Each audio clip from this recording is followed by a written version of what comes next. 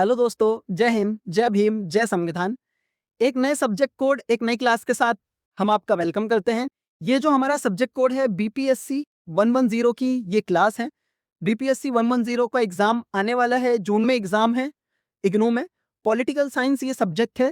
ये जो विषय है वैश्विक राजनीति, ग्लोबल पॉलिटिक्स, इसमें कुछ महत्वपूर्ण क्वेश्चन हैं जो क्वेश्चन कई बार एग्जाम्स के अंदर आ चुके हैं और आगे भी आ सकते हैं।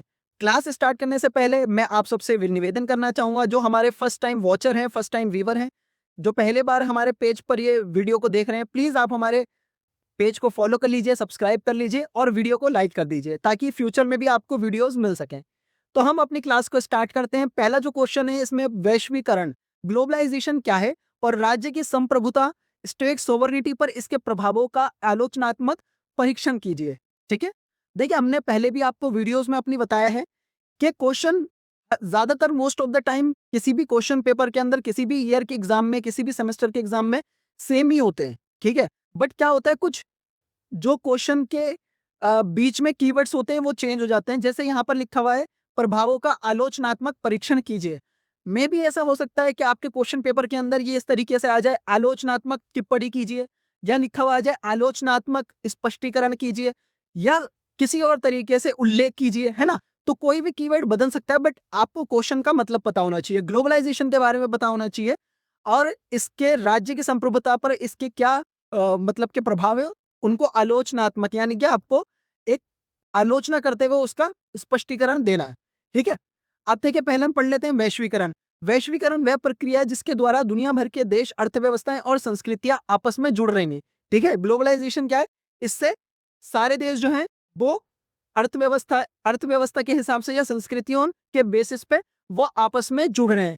वैश्वीकरण के कारण राज्य की संप्रभुता कमजोर हुई है। बहुराष्ट्रीय निगमों, टीएनसीज और अंतरराष्ट्रीय संगठनों जैसे डब्ल्यूटीओ, आईएमएफ का प्रभाव बढ़ने से राष्ट्रीय सरकारों के निर्णय लेने की शक्ति सीमित हुई है।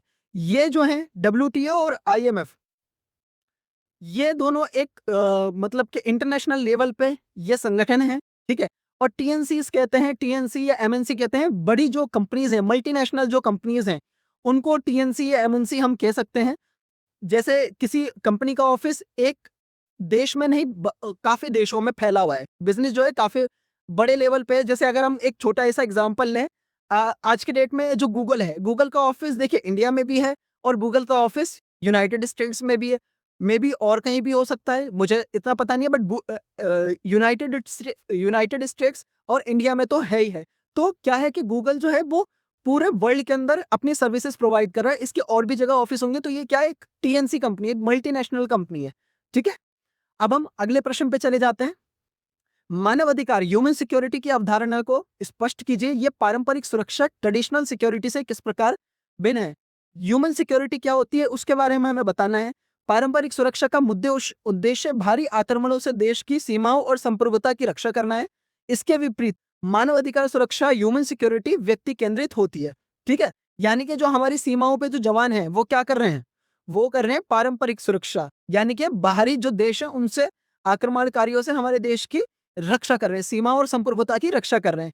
और इसके विपरीत मानवाधिकार सुरक्षा, ह्यूमन सिक्योरिटी, व्यक्ति केंद्रित होती है, यानी कि किसी एक व्यक्ति पे केंद्र कर रखा होता है। जैसे मान लीजिए इस मानव अधिकार सुरक्षा यानी कि व्यक्ति केंद्रित होती है, यानी कि किसी एक पर्टिकुलर पर्सन के ऊपर सुरक्षा करने का काम दिया जा रहा है। ठीक है, अब हम आगे समझ लेते हैं। इसमें व्यक्तियों को भय से मुक्ति, फ्रीडम फ्रॉम फियर, और अभाव से मुक्ति, फ्रीडम फ्रॉम वांट, प्रदान करने के लिए भूख, बीमारी, दमन और पर्यावरण शरण से बचाना शामिल है। ठीक है, यानी कि फ्रीडम फ्रॉम फियर से भी, भय से भी मुक्ति होती है इसमें, और अभाव से भी मुक्ति होती है।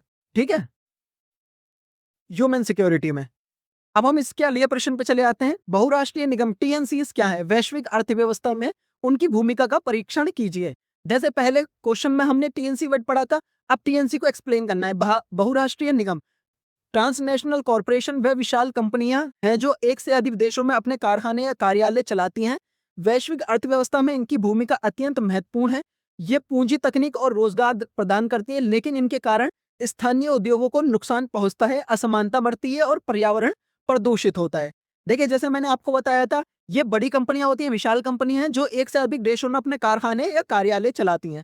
ठीक है, वैश्विक अर्थव्यवस्था में इनकी भूमिका अत्यंत महत्वपूर्ण है। ये पूंजी, तकनीक और रोजगार प्रदान करती हैं। ये सारे देखिए पूंजी, तकनीक तो दे रही है, रोजगार तो बना रही है, लेकिन इनके कारण क्या हो रहा है, स्थानीय उद्योगों को नुकसान पहुंचता है। जो देखिए देश की कंपनियां हैं, देश की कंपनियों को इनसे नुकसान पहुंचता है। ये जो मतलब के अगर मान लीजिए कोई बड़ी कंपनी है, अब वो बड़ी कंपनी क्या है भाई, प्रॉफिट कमाएगी, तो उससे प्रॉफिट किसको होगा, उस देश को होगा ना, हमारे देश को थोड़ी ना होगा। हमारे देश को तो क्या प्रॉफिट मिलेगा, थोड़ा बहुत प्रॉफिट मिलेगा, बट वो जो नींव है, जो एक तरीके का नाम है, वो किस देश का होगा, जिस देश की वो कंपनी है ना। तो हम अब अगले क्वेश्चन पे चलते हैं। अगला क्वेश्चन है, जलवायु परिवर्तन से निपटने के लिए अंतरराष्ट्रीय समुदाय द्वारा क्या प्रयास किए गए हैं। पेरिस जलवायु समझौते के प्रमुख प्रावधानों को समझाइए। पेरिस जलवायु समझौता क्या है उसके बारे में जानकारी देनी है, और जलवायु परिवर्तन से निपटने के लिए अंतरराष्ट्रीय समुदाय द्वारा क्या प्रयास किए गए हैं। जलवायु परिवर्तन को रोकने के लिए क्योटो प्रोटोकॉल और पेरिस समझौता जैसे अंतरराष्ट्रीय प्रयास किए गए हैं।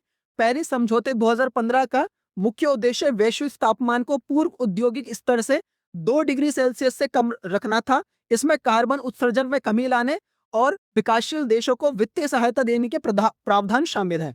ठीक है, यानी कि ये जो पेरिस समझौता ये 2015 में हुआ था। ठीक है, इसका काम क्या है, जलवायु परिवर्तन को रोकने के लिए क्योटो प्रोटोकॉल एक बनाया गया था। ठीक है, और इससे क्या हुआ, इससे पूर्व औद्योगिक स्तर से 2 डिग्री सेल्सियस से कम रखना था, यानी कि 2 डिग्री सेल्सियस घटाना था। ठीक है, और इसमें कार्बन उत्सर्जन में कमी लाने और विकासशील देशों को वित्तीय सहायता देने के प्रावधान शामिल है। यानी कि जो विकासशील देश हैं, इस प्रोटोकॉल से क्या हुआ, जो विकासशील देश हैं, जैसे हमारा भारत भी एक विकासशील देश है, पाकिस्तान भी है, बांग्लादेश भी है, अफगानिस्तान भी है, इनको वित्तीय सहायता देने के लिए प्रावधान किया गया था इस प्रोटोकॉल के अंदर।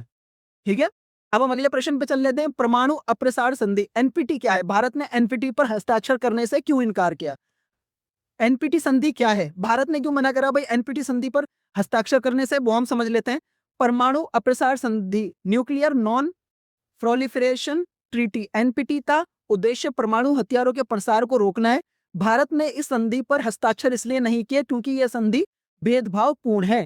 ये उन देशों को परमाणु संपन्न मानती है जिन्होंने 1967 से पहले परीक्षण किए थे, जबकि भारत जैसे अन्य देशों के अधिकारों को सीमित करती है। ठीक है, अब आपको अंडरस्टैंड हुआ भाई भारत में क्यों मना कर दिया, क्योंकि ये मानते हैं, ये ना भेदभाव करते हैं।